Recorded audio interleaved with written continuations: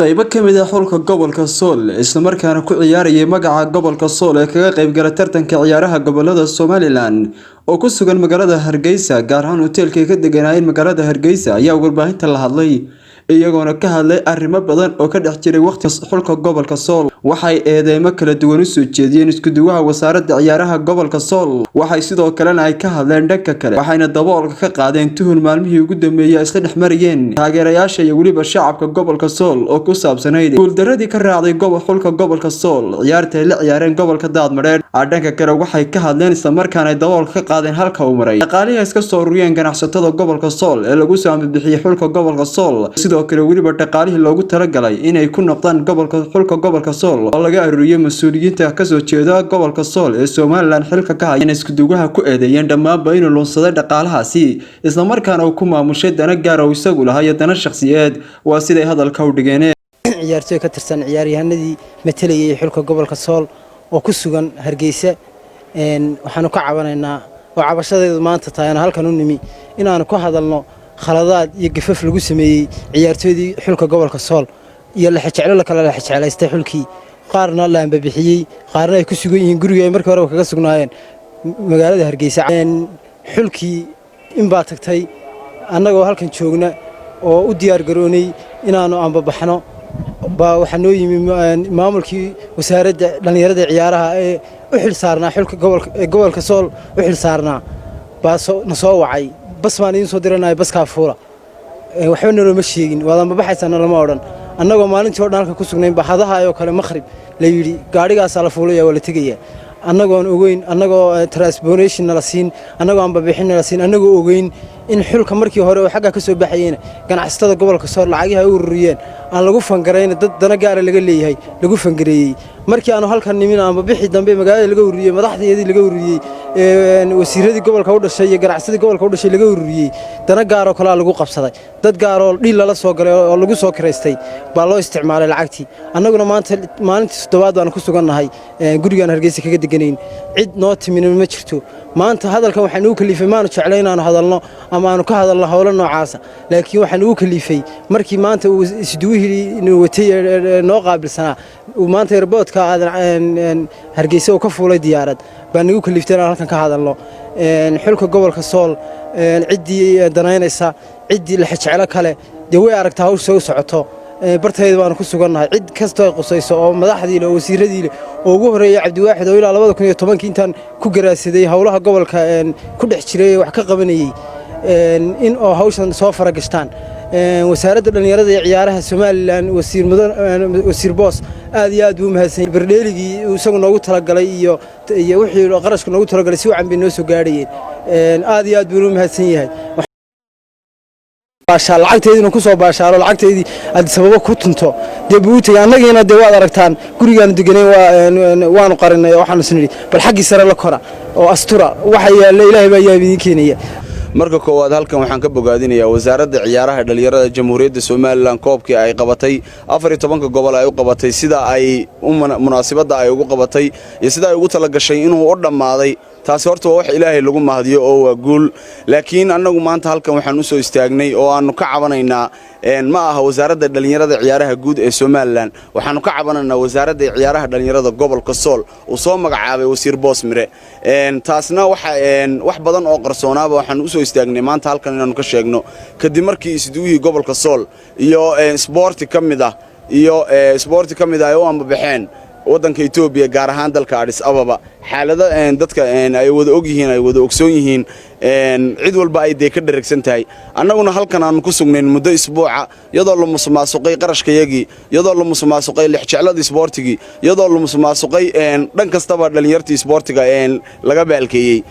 dhanka kale waxa ay ka hadleen dhalinyaradan ka tirsan xulka gobolka Sool dhanka kale ka hadlaysa markaan markii ugu horeysay daboolka ka qaaday inay jireen ciyaartoy u dhashay gobolka Nugaale Garowe oo isku duwuhu soo iibsaday isla markaan uu la soo galay heshiisyo kuwaas oo la sheegay inay dib ugu noqdeen gobolkoodii ilaa aan bixiyay halka ay sheegeen iyagana in loo haysto lacag deyna oo laga leeyahay hoteelka ay deganaayeen iyo waliba sidoo kale qarashaadka ku ama bixi lahaayeen la waayay guura oo cad oo badheera ugu tagay magaalada Garowe oo kagana soo kaxaystay ilaa 7 ilaa 8 isboortiya taasoo aan ku kalifay dhaafin wax baahiya waxaan halkan baaq iyo fariin uga dirayaa wasaaradda ciyaarada iyo dhalinyarada jamhuuriyadda Soomaaliland mudana wasiir waxaan ku leenahay isuduwaha aad noo soo magacawday ma isuduwa laga xukumo magaalada Garowe buu noqon doonaa mise wuxuu noqon doonaa isuduwe ka shaqeeya danaha iyo aayaha jamhuuriyadda Soomaaliland gaar ahaan gobolka Sool ee loo soo idmay koobka gobolada gobol kasta waxaa loo dhigay koob si tayada isboortigiisa ee gobolkiisaba uu kor ugu soo kaco annaga waxaa noogu dambeysay wax koob iyo wax friendly match 2019 bishii koob iyo tobnaad baa noogu dambeysay halkan anigu maanta waxaana isboorti intii ka soo dambeysay isduwaha Seer Fuaad uu ka wareegay xilka magaalada dhan ee Lascaano 3 game baa lagu ciyaaray marka xaqiiq laga hadlo cid walba way ogtahay iyadoo xitaa garsoor loo waayay ba waxa qabtay balaayarin kamid oo waliba aan kamid ahay aan kooxaha u qabtay iyadoo jaanisada wasaaradda ciyaaruhu ay dayacday anoo sportiya oo aan isu hawlay gobolkaygii oo aan u qabtay garsoor anigu da garsoor ma noqon karo ciyaartooyna ma noqon karo halkaana waxaan isku hawlay waxa weeye shaqadii laga dayacay maamulka ahayd ee suduwaha ahayd ee xilku ka saarnaa inay isboortigana ay ka warhayaan koobkana ay si habsami leh oo qurux badan uga qayb qaataan may muujin may tusin gobolkana si lix jecla darre kaga jirto bay buu haray oo aan tusin wax lix jecla oo gobolka kaga jirta isboortigii gobolka Sool matalayay 24 qof bay ka koobnaayeen 8 qof mooyaane inta kale waxay ahaayeen dad Garowe laga keenay oo lacag lagu soo kharash gareeyay oo $1,000 iyo $500 lagu soo kharash gareeyay kuwii la soo kharash gareeyay ee aan muwaadiniinta heer Soomaaliland ahayn ee aan mudnayn inay gobolka Sool ay matalaan bal haddana la ambabixiyay oo si qurux badan la ambabixiyay kuwii mudnaa inay ciyaaraan oo gobolkooda ay matalaanna halkan ay ku sugan yihiin wax la xijalaana lama tusin wax ogaanshiyaana lama tusin halkaas ku dayacan yihiin waxay ku ambaxaan bay waayeen kharashaadkii magaalada laga galaha wax iskaga bixiyaan dhanka kalena waxay sheegeen guuldarrada soo wajahday gobolka Sool ciyaartii gobolka Daadmare la ciyaariyeen isku duwuhu sababa waxayna sheegeen markii ugu horeysay arinta Yuusuf Mbaase soo gaadhay ee dhaawaca waqtiga ciyaartu socotay iyaguna sheegay in ay Yuusuf Mbaase uu codsaday in la bedelo isla markaana ciyaarta uu sii wadi karin oo dareemayo wareer iyo dawaq badan balse waxay sheegeen isku duwuhu ku sii adkaystay in haddii uu dhimanayo xitaa uu ciyaarta sii wado mid ka mid ah xulka gobolka ayaa sidaa sheegay waxaana shiri waxa uu soo dhiibay fariin ah in la bedelin goolhayaha hataa haddii uu dhimanayo isla markaana fariintaasi wuxuu ugu dhiibay tababaraha balse waan kala xishooday in tababaraha u geeyo fariintaasi siduuhu been ka sheegi maayo garoonka ana ugu dhawaa uu yeeray silgiga yeeray wuxuu igu yiri ma maqalsaa tababaraha inta u tagtay waxa ku tiraa ninkaas haduu miidga xitaa goolkiisa ku jiro waan u qaadan waayay tababarina waa u geyn kari waayay isagina waa ka qaadi kari waayay maxaa ku dhex jiray siduuha heerka gaarsiiyay hawshiisa eedeymaha kala duwan ee loo soo jeedinayo isku duwaha wasaaradda ciyaaraha gobolka Sool ayaa soo shacbacay iyadoona gobolka Sool uu guuldarro badan kala kulmay ciyaartii ugu dambeysay ee gobolka Daadmare iyadoona Daadmare ay kaga badisay 4 halka gobolka Sool oo wax dhibca keensan ciyaartii uu la ciyaaray gobolka Daadmare sidoo kalena waxa isku duwaha ku dhaliileen isla markaana ay eedeymo ugu soo jeediyeen hadiyadii iyo waliba sidoo kale biladii ay isku doonsiiyeen isaga iyo waliba sidoo kale isku duwaha gobolka Daadmare oo ay sheegeen inay ahayn wax macquul ah ciyaarta socotay laba isku duwe ay isku doonsiiyaan bilada waxayna shaki ka muujiyeen isku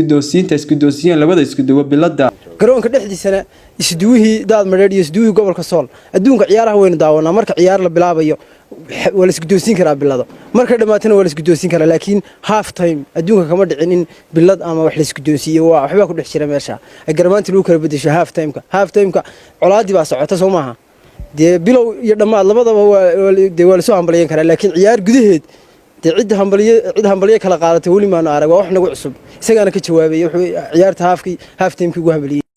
waxayna sidoo kale u direen wasaaradda ciyaaraha gobolada Soomaaliland baaq waxayna sheegeen inuu ka jiro badan oo dhanka isboortiga oo ah wasaaradda ciyaaraha waxayna wasiirka wasaaradda ciyaaraha madaxweynaha Soomaaliland iyo cid kasta arintaas qusaysa u direen baaq ah in ay wax laga qabto isla markaana la soo farageliyo arrimaha ciyaaraha wasaaradda ciyaaraha gobolka Sool waxaan leenahay wasiir ilaa madaxweyne cid kasta hawshan damqayso war gobolkii wasaaradnimo jirta anaga hadaan gobolka Sool lahay wax magaaladiina cabasha maanta bay cabashadeeda anaga la arkaa maalinta koob gobol baa wax laga maqlaabaan malaynayaa gobolka Sool in badan baa ku sugan isboortiga saas kale u tabanaysa qaar hawlo ka waaweyn tabanaya jira war dhalinyaro aan nahay war isboortiga gobolka aan nahay war dadkii birito dawladda anfici lahaa iyo dalkaba anfici lahaa muwaadiniintii u dhalatay baan nahay Soomaaliland hana laga qabto wasaaradda dhalinyarada ciyaaraha gobolka u magacaaban waa dad qor isu dhiiba waa dad aan loogu talagelin inay dad maamulaan war ciyaalkii shalay la ciyaariyay weeye noo maamul karno anaguna ciyaal baan nahay si run baan ku sheegnaa isna waa ciyaal ismana maamul karno gobolka qof laga soo dhex doortay oo cadaalad lagu doortay oo kabtanada gobolka u codeeyeen oo aadna halka ka daawato oo mudnaan aad ku qaadato si aad gobolka markii hore u sharfaysay aad koobabka ugu qabanaysay waxaan ku leenahay mudane wasiir hawsha ilaahay baan kugu dhaarshay naga qabo ilmaha yar ee isduwaha noo ah uma qalmo isduway fiican oo muhiim ah boortaan horta anaguna matalayay gobolka Soolba matalayay raggan isugu dhaweyn gobolka Soolba kamid ahaa boortahan ma aha boorte aanu mucaaradi karno ama ka soo horjeesan karno wuxuu ahaa legend gobolka Soola ciyaartooyda ugu qaalisan xulka gobolka Sool buu ahaa laakiin anna sharci baan leeyahay kuwana sharci bay leeyihiin isaguna wuxuu leeyahay sharci iyo nidaam wasiirka dhalinyarada ciyaaruhu uu yimi wuxuu yiri wax allaale wixii boortahan uu u baahan yahay iyo wax allaale wixii kifaynayaba oo aniga dhakadaydu yiri uu ku mahadsan yahay wasiirku annaga laakiin isaga annaga ahaan waxa naga mas'uulaha isduwaha dhalinyarada ciyaaraha gobolka Sool isagu nooma iman nagama soo qayb galin rag baa xilkaas saarnaa in ay hayaan labada gelinba oo sport qaar ku jireen oo labada gelinba kala qaybsanayay waqtiga dhakhtarka ku sugnaa markii dambana dad gaar ah loo xil saaray isduuhu kuma jirin dadkii loo xil saaray ee haynayay annagu noo xil saarnaa annagina wanaga halka joogna ma aha labaasa qof aanu ka soo horjeesan karnaa mucaaradi karnaa waa legend gobolka kamid ah oo ciyaartooyda ugu qaalisan 90% isaga gobolka halka soo gaarsiiyay maanta labaasa iyo gobolada kala wada ciyaariyay baa la oran karaaba hase ahaatee waxa baaq u diranaa mas'uuliyiinta ku dhaqan gobolka Hargeysa in dhalinyarada ka soo bixiyaan meeshii ugu dhaqsaha badan maadaama isduuhu uu gabay shaqadiisii waa isduuhu wali dhalinyaro lama yaabali anugu maanta waayo wuxuu ahaa shalay 19 in uu la ciyaaray sport garan ku xidhnaa hase ahaatee waxay noqotay wasaaradii in qofkii ka tagayay uu qof kale ka soo dhoo qofkan ii sigeeyay wasaaradii wasaaraddu marka qofka la keenayo waa in loo eegaa aqoontu uu leeyahay cilmigu uu leeyahay xaq uu ka soo shaqeeyay laakiin ma aha anoo maanta isduwa marka ka tagay bari mida ilmaadeerna inaan soo qabto meeshii dhigo waa khalad waa wax yani waxa weey in sportka 16 sportka sanada ka jirto isku yeero in marka la soo magacaabayo ayaga codkooda uu ku yimaado qofka la soo dooranayo qof aqoon kuma dawle qof ibada ku soo dhex jiray qof khibrad leh qof maamuli kara management dhalinyaro meel la soo keenay maaha ciyaar intaasoo cid la maamulasa wax ciyaar maaha managementkuna wax la barto moogtahay laakiin qof aan yani maamul iyo maareyn aan garanayn oo yani waxba la kala hagaajiyo aan garanayn in yani wasaaraddu ay iska soo magacawdo waayeen cid walba khusayso oo madaxda gobolka Sool ka soo jeedaya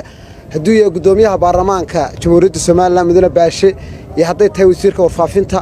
iyo hadday tahay wasiirada kale ee khusayso ee gobolka ka soo jeeda waxaan leenahay eega oo hoos oo eega ciyaartooydiina weeye ciyaartooyda la bixiyana ma aha ciyaartooy